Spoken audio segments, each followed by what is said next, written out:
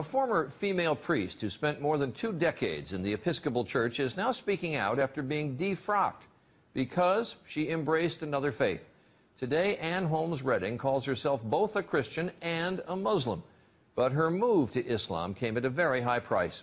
Dan Harris reports on this woman's test of faith. Ann Holmes Redding was an Episcopal priest for 25 years until a radical test of faith.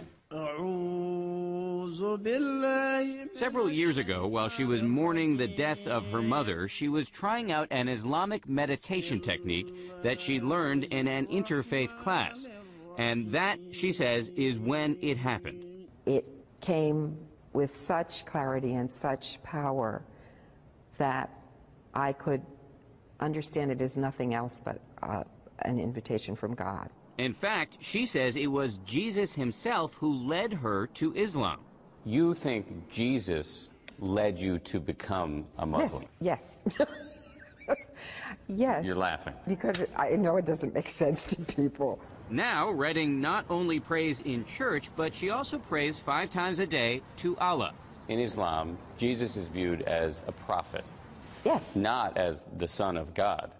Yes, you're right. So yours is a radical rethink of the Christian scriptures, a rethink that a lot of people would call heretical. Yes, and do. Loudly. This spring, the Episcopal Church revoked Redding's right to be a priest. Being defrocked, I would imagine, was a pretty traumatic experience. Yes, that's an understatement.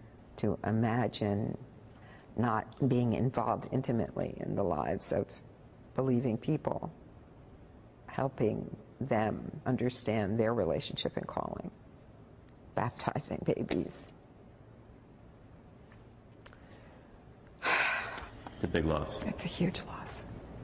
Redding admits she still struggles to explain her transformation, even to herself. I am the one who's going to have to answer for this. I'm the one who's going to have to answer for what I've done with my life. And do you feel confident about that moment? It's in the best of hands. Dan Harris, ABC News, New York.